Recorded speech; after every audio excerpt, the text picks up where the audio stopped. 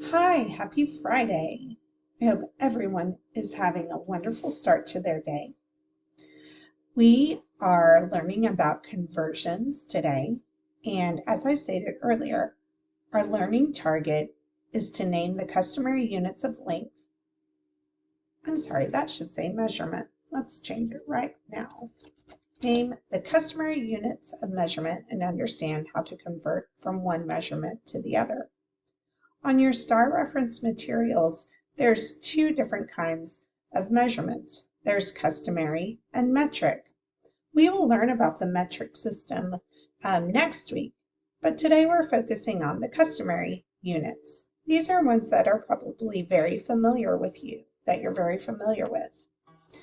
Except for maybe volume. I know you've heard about a gallon of milk, but there are some ones that we don't use very often, like a quart or a pint. And then there's our customary units of weight: tons, pounds, and ounces. Well, right now we're going to go over a simple strategy to help us convert anything, no matter whether we're converting measurements of length, mass or weight, or volume. And I hope you watched the land of gallon video. Like I said, for some reason, liquid volume can be a bit confusing because there are more measurements and we're not as familiar with them as we are with length. We understand length pretty well. We know that miles are long and inches are short. But when it gets to gallons, quarts, and pints and cups, sometimes it can get confusing. So I hope you watch the Land of Gallon video and we'll put that into practice if you have a hard time making T-charts. But let's get started with the T-charts. Okay, so our first question is, how many inches is 13 feet? Now, every time you see a conversion question, what I want you to do is look at your STAR reference guide and figure out what are the two measurements you're using. So here it's feet and inches. And then what I want you to do is create your T-chart where it looks exactly where 1 foot is equal to 12 inches, because the bigger measurement is on the left and the smaller measurement is on the right. And if you do this every time, you will know which operation to use every single time. So we're going to make our T-chart. We're going to put our big measurement feet on one side and our little measurement inches on the right side. And then the very first thing we write underneath it is the conversion rate. And what I call the conversion rate is where it says 1 is equal to how many? Well, we know that 1 is equal to 12. And then, so we know, what am I doing to the 1? Well, let's just practice. So if 1 foot is 12 inches, how many inches is 2 feet? Well, it would be 24. And what did I do? How did I get 24? Well, I took this number and I multiplied it by 12. So we know that we're going this direction. We're going to multiply it by your conversion rate. And this is our conversion rate. So then, well, what if I only knew, well, we'll keep that 2. And let's say, well, how many feet is 36 inches? Well, we know it's 3. And how did we get 3? Well, we kind of went backwards. Instead of multiplying by 12, we divided by 12. So we know that if we go this direction, we are dividing by the conversion rate, which is 12. Okay, so let's look at our first one, 13 feet. So I'm going to put my 13 under the feet column. And I know since I'm going this direction, I need to multiply by 12. So 13 times 12. Figure that out really quickly. Is 156. So 13 feet is the same as 156 inches. Now look at this tricky question. 13 feet and 7 inches is how many total inches? Well, what I would do is I would take my feet and do the exact same process. Multiply it. But then I'm just going to add this extra 7 feet. 7 inches. 6 plus 7 is 13. 1 plus 5 is 6, and then 1. So 13 feet and 7 inches is the same as 163 total inches. Okay, let's look at mass. How can we convert pounds to ounces? So we go up to our reference guide and we find our pounds to ounces conversion rate. So 1 pound is equal to 16 ounces. So I need to make my T-chart, putting pounds on one side and ounces on the other. 1 under pound and 16 under ounces because that was the conversion rate. 1 is equal to 16. Okay, so now I look at what I'm converting, 10 pounds. And so since I'm going this direction, I know I'm multiplying. And I'm multiplying by the conversion rate, which is 16. So in order to get my ounces, I need to take 10 and multiply it by 16. So 10 times 16, well, I don't even need to do that. I know it's 160, right?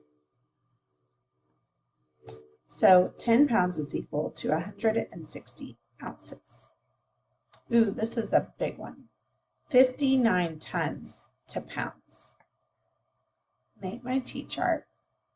And I know that tons is heavier, but let me just make sure. 1 ton is equal to 2,000 pounds. So I'm going to put my ton and pounds and 59. Oops, I'm sorry. I need to put my 1 first. 1 and 2,000. And here we are doing 59. So if we're going from big to small, we know we multiply. Sorry, I maybe got too close to my other T-chart. And I'm multiplying by my conversion rate, which is 2,000. I'm going to put 2K here. So I'm going to need to multiply. Well, 59 times 2,000 is kind of a big number to multiply. So I'm going to multiply 59 times 2 and then add my 3 zeros. So 9 times 2 is 18. 11. Ooh, that's a lot of pounds with my 3 zeros. 118,000 pounds.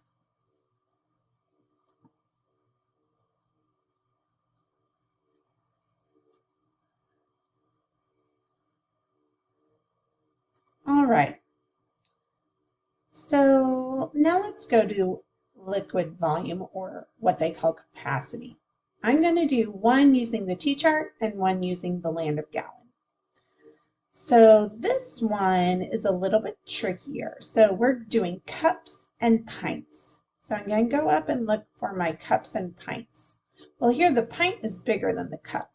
So I'm going to still put my pint on the left side and my cups on the right. So, and my conversion rate is 1 to 2. Okay, so make my T-chart, put my pints on the right and my cups on the left. 1 pint is 2 cups. Now this time, we're going to put the 8 under the cups. And we know that when we go big to small, we multiply all. But when we go small to big, I divide. So I'm going to divide by the same conversion rate. If we were going big to small, we would multiply by 2. So that's the conversion rate. But since we're going small to big, we're going to divide by the conversion rate. So 8 divided by 2 is 4. So 8 cups is equal to 4 pints. Now let's do this one using the land of gallon. So I have in the land of gallon 4 quarts. And that's as far as I'm going to go because that's all I really need to know. We're just dealing with gallons and quarts. Well, if 1 gallon is 4 quarts, how many quarts is 5 gallons? Well, I could draw 5 G's. 1, 2, 3, 4. Or I could just count my 4s. So if I did 1, 2, 3, 4, 5. So I know there's going to be 4 in each. So I could do 4, 8, 12, 16, 20. 5 gallons is equal to 20 quarts. So I want you to make a T-chart or use the land of gallon in each of the questions below. There will be a couple of tricky ones. This one, you're going to have to convert your miles and your yards to feet. Okay, so one way of doing that is first converting your miles to yards. Convert all your miles to yards, and then take your new number of yards and convert them to feet. And then on this one, you are going to need to convert twice. All right. So hopefully this strategy, even though conversions can be a little confusing, if we use our reference sheet as a guide, and then always do the T-chart, making sure we put the big to small, multiply all, small to big, I divide. Hopefully that will help us make sure we don't make any confusing mistakes.